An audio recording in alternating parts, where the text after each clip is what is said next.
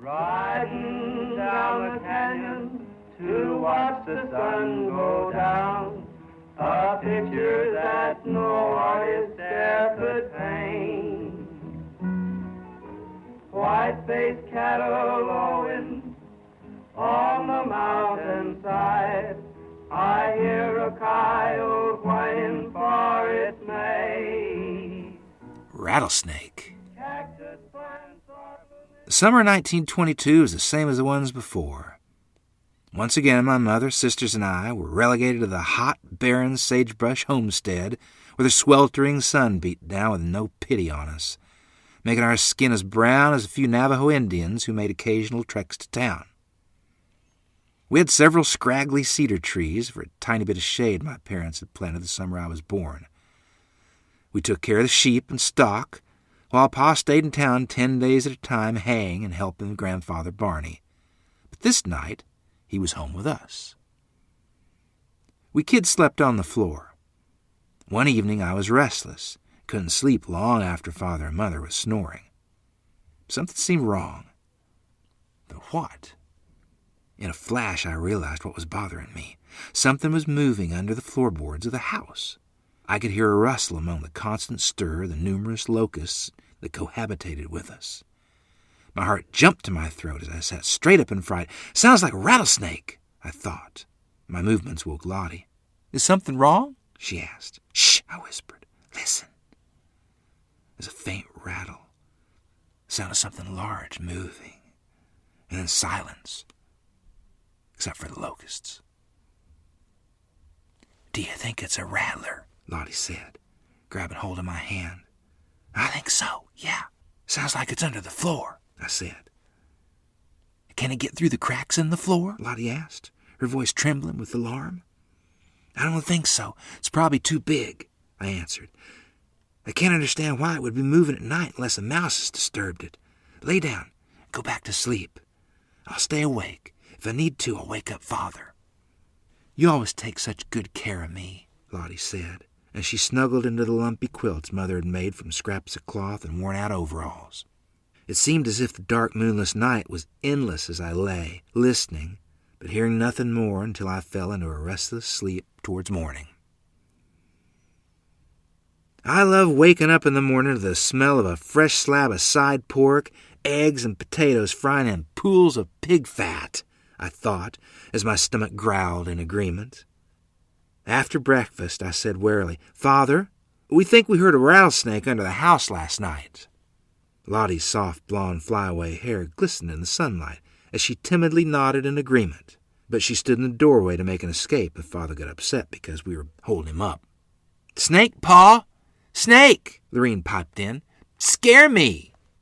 "Afton, I told you yesterday I thought I heard a rattler close to the stove under the house when I was cooking supper," Mother said, as she wiped the sweat from her brow. Beads of sweat dropped off her like large raindrops from the heat. "It's just locusts," Father said. "Nothing to worry about," as he picked up Lorene and threw her in the air to make her giggle, and then set her down. "I go with you," Lorene demanded. "I stay Grandma's." "Not this time. She's got enough wild Indians running around without adding you to the lot," Father said, running his rough hand across her cheek. We'd all like to go to town, I thought, as I longed to spend time with my friends and uncles. My tiny new baby sister Merle let out a wail to be picked up from the almost hidden place she was laying on an unmade rumpled bed. Mother wiped her hands on her apron, picked up Merle, and followed Father to the wooden rack wagon. I helped Father hitch the horses earlier. "He don't believe us," Lottie said quietly, as she walked dejectedly toward the wash basin and pulled her braids out of her hair to make new ones. "You're so pretty," I said, changing the subject. I stood for a moment, taking in her fragile bone structure and angelic face. "You're pretty inside and out. You help Mother so much with the kids, I don't know what she'd do without you." "Me pretty," Lorene said as she ran and climbed into the rickety chair, looked in the old faded mirror, and smiled at the dim reflection of her blonde short hair, running her fingers through it. "Me pretty, too." "You're pretty, too," I agreed, smiling at her. "What if Father don't come back tonight and Snake does?" Lottie asked. her face white with fear, as tiny tears filled her sad brown eyes. "I'll kill it. You know your big brother always takes care of you," I said as I put my arm around her shaking shoulders. "It's probably just locusts, like Father said," trying to reassure both her and me, as I folded and stacked quilts and placed them in the corner.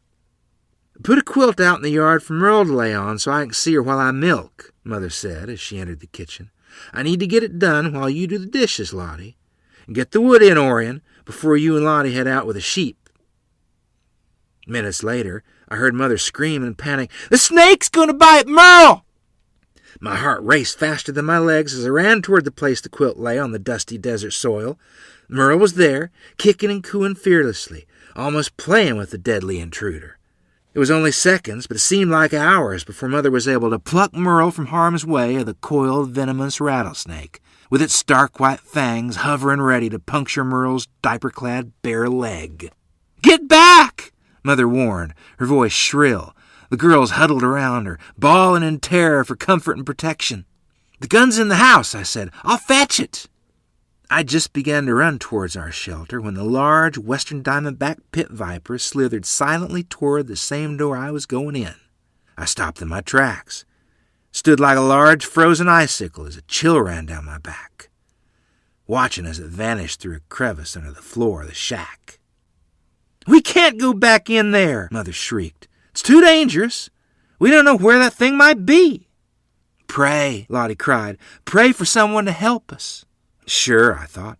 Who's going to help us out here in no man's land? "Father come back?" Lorene asked, innocently. "I'll get the pitchfork and shovel," I said. "If the snake comes out, at least we'll have something to fight it with." It wasn't too long until an angel in the form of a neighbor from the ranch above us rode into our yard.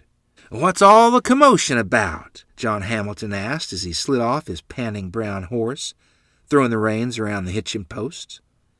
"You are a godsend," Mother said, sighing at the same time in relief. "There's a rattler under the house." "It almost bit Merle," Lottie whispered. "It's a big one," I said, as relief washed over me that my sister had not been bitten by the fangs of the large, slithering snake. Mr. Hamilton grabbed the pitchfork from my hand and ran toward the house. "It might be close to the stove," Mother yelled as she watched him slide the pitchfork under the shack, and then he laid down flat on his belly and followed the snake into the dark recesses of its ominous den. "What if it bites him?" Lottie worried out loud. "It won't," Mother reassured. "I'll bet he's killed more rattlers than I've seen."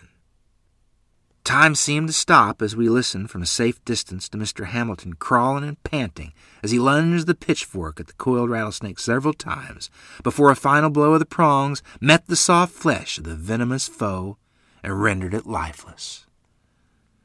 "Big one," Mr. Hamilton said, as he held the snake above Lottie's head with its tail hitting the ground. "It's about your size." "How many rattles?" I asked as Mr. Hamilton laid it on the ground. "9. Count them." "Can I have them?" I asked. "It's your snake," Mr. Hamilton laughed, in what appeared to be relief for his safety as much as ours. "I'll cut off the head and bury it. We don't want those poisonous fangs near you, even if it's dead." "Thank you, John," Mother said. "Could I get you a cup of coffee or a late breakfast before you leave?" "No, Lily," John answered. "You were lucky the wind was blowing toward my place. Otherwise, I might not have heard you." That night, Lottie and I lay sleepily on the top of the dusty quilts as the day's heat began to seep out of the open door and cracks of the shack. I listened to the locusts rubbing their back legs together as Lottie reached over and patted my arm. "Do you think Jesus brought Mr. Hamilton to us?" she whispered. "I was praying the whole time." "There was nobody else could have helped us," I said. "I'd have had to ride into town to get help. That would have taken a while." "Maybe we should thank him," Lottie said. "Grandmother Barney always thanks him in her prayers." Holding hands, we whispered our thanks quietly, as only a 5- and 7-year-old know how. A few days later, my curiosity got the best of me. I dug up that viper and looked at its venomous fangs. After I examined them, I poked my shovel at the body a few times. And then, shivering at the dreadful memory, I dug a much deeper hole and covered it back up.